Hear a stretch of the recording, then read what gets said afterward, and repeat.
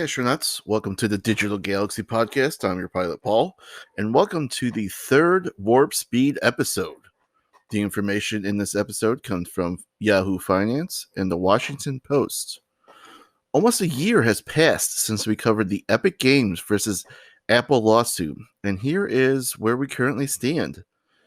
Epic and Apple have gone back and forth on how Apple seems to have a monopoly on their devices concerning app distribution and how much money developers have to give to Apple in exchange for being on the platform. So, what that means is that you have an iPhone. The App Store is the only way that you can install an app on that phone. There's no any other way to install it on any of your Apple devices for that matter. Apple makes 30% of the app revenue from everyone that has an app on the App Store. According to Yahoo Finance, the revenue from apps totals roughly $53.7 billion, which is about 20% of their annual revenue in 2020. So just think about that. That's only 20% of the revenue, and it's over $53 billion. Epic tried to create their own in-app purchasing store and violated the terms of use with Apple, getting the game Fortnite banned on the platform. After a 3-week trial, the fate of both companies lies in the hands of a California federal judge. So let's kind of discuss what can happen first if Epic wins this lawsuit.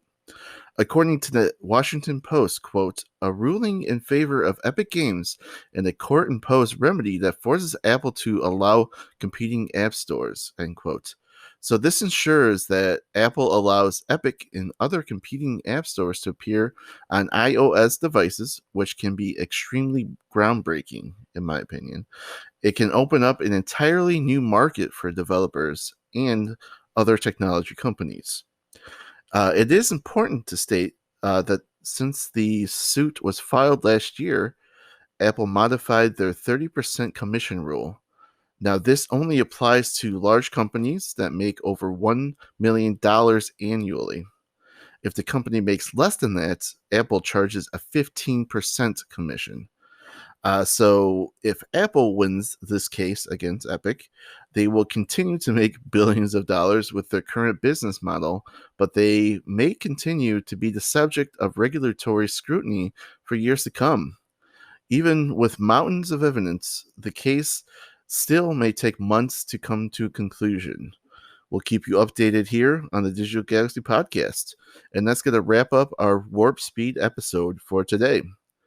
Thanks for coming along. Please stick around to hear a message from our sponsor, Anchor.fm.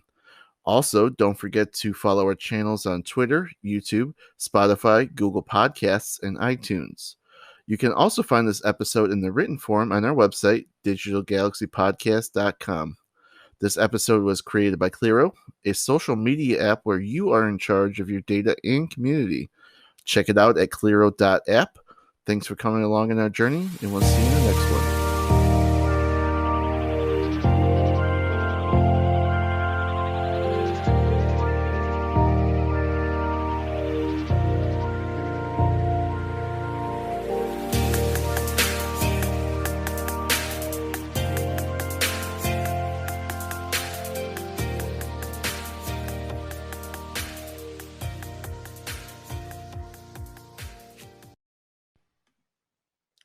Digital Galaxy Podcast runs on Anchor.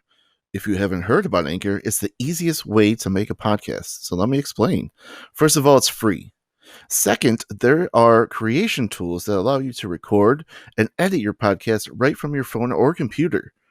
Anchor will distribute your podcast for you, so it can be heard on Spotify, Apple Podcasts, and many more. You can make money from your podcast with no minimum listenership. It's everything you need to make a podcast all in one place. So download the free Anchor app or go to anchor.fm to get started today.